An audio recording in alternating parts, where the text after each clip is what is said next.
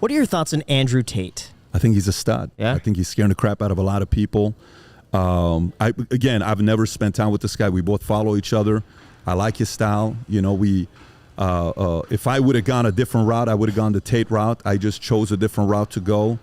I think he's making a lot of great arguments that's pissing people off. I think he's pressing on a button and not slowing down. Like, he goes like this. He gets irritated. The average person stops doing that.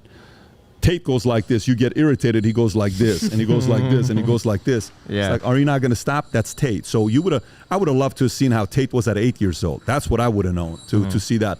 And my curiosity would have been more about his dad and his mom dynamics, because obviously his dad was a very strong personality man, and some of the stories of what happened with his life. But a lot of content creators right now are envious of the guy, of what he's doing.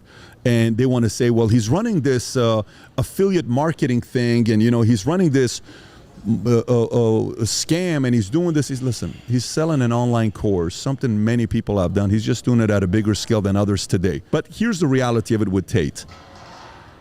The biggest challenge he's going to have is what? How much can the world consume that content before they get over it? Is it a 1 year thing? Is it a 3 year thing? Is it a 5 or 10 year? I think he's not going away for a while. I think he is very attractive. I think he's very entertaining. I think he's also a great storyteller.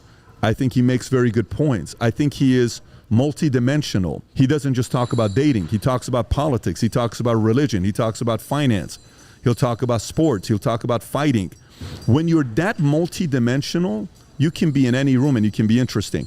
Most people are not very multidimensional. If you were actually to sit there and take the top 20 content creators who are out there going viral, and you were to say who are multidimensional, Tate's on that list. Logan Paul is multidimensional. You know, you don't have that many people that are that multidimensional.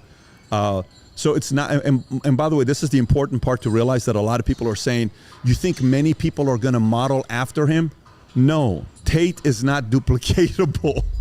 He's not a duplicatable guy. It's not like here's a format. You start a YouTube channel. You talk about this. You go Google and you search for titles. Then you make listicles. Top 10 reasons why women shouldn't date men without good mothers. You know, top 10 reasons why this, 7 mistakes why, 6 keys to this. So you do 200 of those videos. Yeah. And then you're like, okay, now what do I do? Tate doesn't need the 7 keys to whatever. He's just that interesting and entertaining. That also bleeds over to cancel culture, and I know you have very firm thoughts on that. Yep. Could you explain some of those thoughts and the direction we're headed in terms of this mob mentality of ganging up on people if they say or do something that might be incorrect? So, okay, so what's the smarter thing to do? Let's process that, right? If you want to live a peaceful life, don't model after Jake Paul. Don't model after Connor or Trump or Tate or, I don't know, what other name you want to add to that list. Don't model after them, okay? Because if you can't handle hate, it's not for you, okay?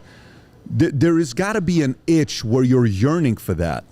You're kind of like, you like a good fight. Like you like to get into the ring and get a little dirty and get, you know, people to say stuff about you. There's a part of those guys that like that, right? Are you surprised Trump is getting canceled? Surprised. Not is the right thing. Sure. Surprised is a different question. Are you surprised he's getting canceled? No. Are you surprised people are hating on Tate? Are you surprised people get upset at Dana White? Are you surprised people get upset at Jake Paul? Are you surprised? None of us should be surprised because they're in your face. And they're not even surprised. If they're surprised, they're naive, and they're not naive. So they know this is going to be happening, right? Right. So for me, that's that part. Now, is it right to cancel? I think, what does cancel culture really mean? It means envy. It means you're afraid. It means you're jealous. It means you wish you could be like them. You wish you could talk like them. And they're saying something that's really offending you. So your only way to beat them is to silence them. That's a very cowardly way of competing. You know, the way you compete is you compete. The reason why Muhammad Ali has as much respect as he had is because he fought everybody at their peak. So everybody respects Ali. He's got 6 losses. I don't know, 6 or 8 losses. He fought people at their peak, and he would show up and fight. He never turned down a fight, right? You know, the other day, Dana White gave a great compliment to Bisping. I don't know if you've seen Bisping's documentary. No. Oh my God, it's an incredible documentary. I watched it on a flight back from Monaco 2 weeks ago. And Dana White says there's a lot of guys in UFC that I call, and they'll say things like this. Well, Dana, why are you calling me now? You know, the fight is in 2 weeks. I need 6 weeks to be ready for camp and da-da-da-da-da. He says there's one thing about Bisping. I've never called Bisping and he ever complained about the fact that he wasn't ready for a fight. He says that's why I respect Bisping so much, right? So there is this element of some of these guys that are ready to go and, you know, and compete, but most people don't like that, and I think that's not going away anytime soon. I don't think it's a new thing. I think that's going to be around for a very long time. Yeah.